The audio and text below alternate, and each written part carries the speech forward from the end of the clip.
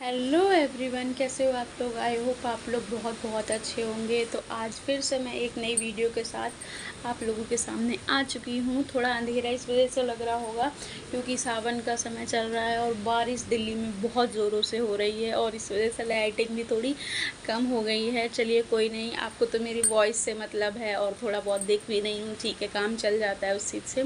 तो आज की वीडियो है कि जो रिलेशनशिप होता है, जो चाहे वो हस्बैंड वाइफ का हो, चाहे बॉयफ्रेंड गर्लफ्रेंड का हो, उसमें कुछ आदतें अगर आप में भी आ चुकी हैं तो वो आपके रिश्ते को बहुत ज़्यादा बिगाड़ सकी है। आपका रिश्ता टूट भी सकता है उस चीज़ से। तो चलिए वो आदतें आपको बताती हूँ कौन कौन सी हैं जिससे आपका रिश्ता टूट सकता है। और अगर आपको ये लगती हैं चीज़ें कि हाँ हम भी ये चीज़ कर रहे हैं तो उसको सुधार लीजिए, क्योंकि अगर आप अपने पार्टनर से प्यार करते हैं तो कभी नहीं चाहेंगे कि रिश्ता टूटे। तो चलिए वीडियो को स्टार्ट करते हैं। बादल बहुत तेज़ गरज रहे हैं। वीडियो को स्टार्ट करते हैं किसी भी देरी से। चलिए, मेन है कि टाइम। अगर आप अपने पार्टनर को टाइम नहीं दे पा रहे हैं तो ये रिश्ता टूटने का सबसे बड़ा साइन है। देखिए, आप जिसके साथ रह रहे हैं, चाहे वो वाइफ हो, हस्बैंड हो, गर्लफ्रेंड बॉयफ्रेंड है, आप उसको टाइम ही नहीं दे पा रहे हैं तो वो किस बेस पे आपके साथ रहे, ये चीज़ सोचिए। जिसके साथ हम रह रहे हैं वो हमारी तरफ देख नहीं रहा है, हमसे बात नहीं करना चाह रहा है, हमें इग्नोर कर रहा है, तो हम किस बेस पे उसके साथ रहें। तो सबसे ज़्यादा रिश्ता टूटने की वजह होती हैं समय। तो आप अपने पार्टनर को समय दीजिए। और जो आजकल ये ब्रेकअप हो गया है ना, ब्रेकअप हो चाहे तलाक हो चाहे कुछ भी हो, ये दोनों शब्द बहुत बड़े हो गए हैं।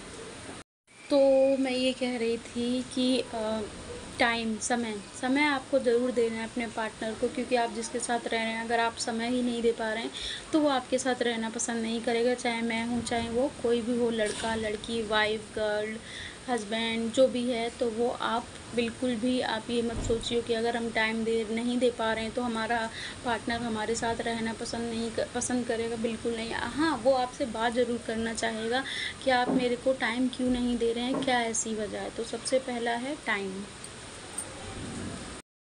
सेकंड है आदतें। आपस में कुछ आदतें ऐसी होती हैं जो कि पसंद नहीं आती हैं।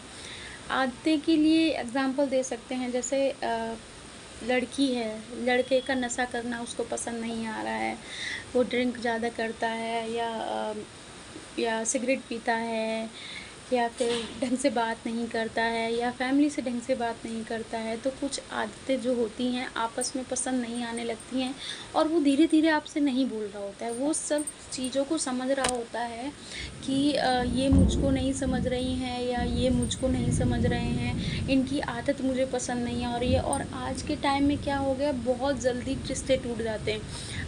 सिर्फ गर्लफ्रेंड बॉयफ्रेंड का मैं नहीं कहूँगी, आजकल हस्बैंड वाइफ भी बहुत जल्दी डिवोर्स ले लेते हैं छोटी छोटी चीज़ों पे। अगर वो उनके साथ नहीं रह पा रहे हैं, उनको फ्रीडम नहीं मिल पा रही है या कुछ भी रीज़न हो, चलो तलाक ले लेते हैं। तो आज के टाइम में अपने रिलेशन को बचाना बहुत ज़्यादा ज़रूरी है। तो अगर आपके पार्टनर को आपकी कोई आदत नहीं समझ आ रही है तो प्लीज़ उस आदत को, अगर आप उससे प्यार करते हैं तो उस आदत को आप अपने सुधारिए, कोशिश करिए, उससे शेयर कीजिए कि हाँ मैं ये अपनी आदत छोड़ना चाहता हूँ पर मैं छोड़ नहीं पा रहा हूँ, आप मेरी मदद करिए, या जो भी है। तो ये भी आपको बहुत हेल्प करेगी कि अगर कोई आदत है जो कि उसको पसंद नहीं आ रही है तो रिलेशन टूटने में उसमें देर नहीं लगेगी। तो उन आदतों को आप सुधार लीजिए। और आगे की पॉइंट भी अभी मैं धीरे धीरे बता रही हूँ। और मैसेज करिए, सॉरी, कमेंट करिएगा कि हाँ आपको ये वीडियोस अच्छी लग रही हैं प्लीज़। और हैं आदतें रोक टोक। रोक टोक का मतलब है कि अगर आप उनको हर चीज़ पे रोक रहे हैं, उनके हिसाब से नहीं आप चल रहे हैं, तो आप हर चीज़ में रोक रहे हैं, ये मत करो, वो मत करो, ये ऐसी चीज़ मत रखो, ऐसी चीज़ मत करो, या कहाँ जा रहे हो, कहाँ नहीं जा रहे हो। तो अगर आप हर चीज़ में उनको टोक रहे हैं और आप प्यार भी करते हैं तो आप अपने रिश्ते को तोड़ने के कगार पे पहुंच चुके हैं। तो ये चीज़ आप समझिए, उनकी भी अपनी लाइफ है, आपकी भी अपनी लाइफ है, दोनों अलग अलग लाइफ है आप लोगों की। तो आप भी उनको फ्रीडम दीजिए, वो आपको फ्रीडम दे, उतनी नहीं पर थोड़ी थोड़ी फ्रीडम भी ज़रूरी है एक दूसरे की लाइफ में। तो थोड़ा सा रोक टोक बंद कीजिए। अगर जैसे एक बार में फ़ोन नहीं उठाया, हेलो, हाँ, कहाँ हो? फ़ोन क्यों नहीं उठाया? ये वो ज़्यादातर ये वाइफ़ में होता है कि फ़ोन नहीं उठाया या दोबारा कॉल नहीं किया या कहाँ थे? इतना लेट हो गए, तुमने तो 1 घंटा कहा था पर तुम 2 घंटे बाद आए हो। कुछ चीज़ें इग्नोर भी करनी चाहिए वरना वो लड़ाइयाँ बहुत बड़ी हो जाती हैं। ये चीज़ मेरे पे भी गुज़री है, पर मैं उन आदतों को अपनी सुधार रही हूँ, तो आप लोग भी सुधारिए। और आगे का पॉइंट है कि तुलना, कंपेयर करना, जैसे कि कोई गर्लफ्रेंड बॉयफ्रेंड है तो वो जो गर्लफ्रेंड है वो अपने बॉयफ्रेंड को किसी और से कंपेयर कर रही है, अरे तुम तो ऐसे हो, उसको देखो कितना बहुत अच्छा है, वो ऐसे करता है, वो वैसे करता है। या वाइफ में हो, उसका हस्बैंड देखो ये चीज़ गिफ्ट लाया है, आप नहीं लाए हो। तो ये कंपेयर करना बिल्कुल बंद कर दीजिए, क्योंकि अगर आप अपने पार्टनर को किसी और से कंपेयर कर रहे हैं तो सबसे बड़ी गलती कर रहे हैं। वो जैसा है, आपके लिए अच्छा है, भगवान ने जैसा दिया है वो आपके लिए बहुत बढ़िया है, तो दूसरे से कंपेयर मत कीजिए। हाँ, बहुत से ऐसे ज़्यादा जब लड़ाई झगड़े वाले रिलेशन होते हैं जिसमें हाथ पैर चलने लगते हैं, थोड़ा पिटाई विटाई वाला सिस्टम हो जाता है, उसके लिए आप स्टैंड ले सकते हैं, क्योंकि वो बहुत ज़्यादा ओवर चीज़ है। उसके बारे में तो हम अभी तो मेरे दिमाग में वो सब चीज़ें नहीं हैं, तो उसके बारे में आप लोग अगर उस चीज़ पे चल रहे हैं या वो चीज़ आपके साथ हो रही है उस पे आप स्टैंड ले सकते हैं। तो मैं ये कह रही थी कि किसी से कंपेयर मत करें अपने पार्टनर को, क्योंकि वो जो है वो आपके लिए सही है, आपके हिसाब से सही है, जो भगवान ने दिया है वो बहुत बढ़िया है। तो ये भी एक मेन पॉइंट है रिश्ता टूटने का, कि अगर आप ये चीज़ कर रहे हैं। नेक्स्ट पॉइंट है बात ना करना। अब अगर आपके बीच में लड़ाई हुई, बहुत से ये रिश्ते में होता है, अगर आपके बीच में लड़ाई हुई तो बात करना बंद कर दी। 1 दिन हो गया, 2 दिन हो गया, 3 दिन हो गया। अच्छा, एक चीज़ और कहूँ, जब तक आप लड़ाई हुई आपकी, माना दोनों तरफ में से किसी को पैर बढ़ाना पड़ेगा, हाथ बढ़ाना पड़ेगा, बात करनी पड़ेगी। अगर आप बात ही नहीं करेंगे तो वो चीज़ जो हुई है आप लोगों के साथ, वो सॉर्ट आउट कैसे होगी? कोई तीसरा तो करने आने वाला नहीं है, आपको ही उस टॉपिक पे बात करनी पड़ेगी। और आप सोचोगे वो करें और वो सोचेगा आप करें, उस चक्कर में महीनों हो जाते हैं, 2 महीने हो जाते हैं, 1-1 साल हो जाते हैं किसी किसी की लाइफ में। तो अगर मतलब कोई लड़ाई झगड़ा हुआ है, कुछ मिसअंडरस्टैंडिंग हुई है, तो आपस में बात करिए। बात करके कोई छोटा नहीं हो जाता है। अगर आपको अपना रिलेशन बचाना है तो बात करिए उस टॉपिक पे कि क्या तुम्हारी गलती थी या फिर मेरी गलती थी, या जो भी है। बात करने से ही चीज़ें सही होती हैं आपस में। कभी भी बिना बात किए हुए चुप रह के तो बिल्कुल नहीं सही। अपना कितना ईगो लाके मैं क्यों बात करूं? भाई, आपका पार्टनर है, कोई और नहीं बात करने आएगा, आपको ही करनी है अगर आपको रिश्ता बचाना है तो अगर आपकी लड़ाई हो तो बात करिए, चाहे वो 3 बज जाए, रात के 2 बज जाए, उसको शॉर्ट आउट किए बिना आपको नहीं सोना है, वरना वो अगले दिन के लिए भी आपके लिए कलेश बन जाएगा। तो उस जो भी आपके बीच में लड़ाई झगड़ा हुआ है उस रात में ही आप शॉर्ट आउट कीजिए, ना कि अगले दिन के लिए छोड़िए। अगले दिन भी ख़राब हो जाएगा वो पूरा, तो उसी दिन बात करके उससे सब चीज़ों को शॉर्ट आउट कीजिए। तो नेक्स्ट पॉइंट पे चलते हैं।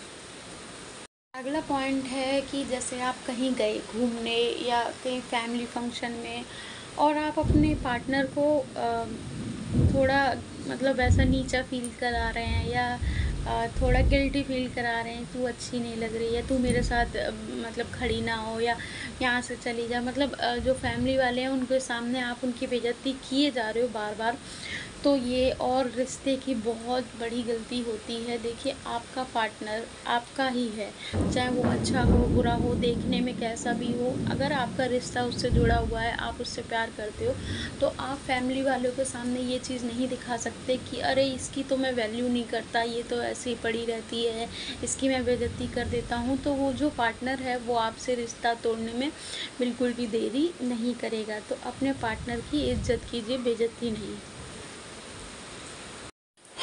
नेक्स्ट पॉइंट है शक।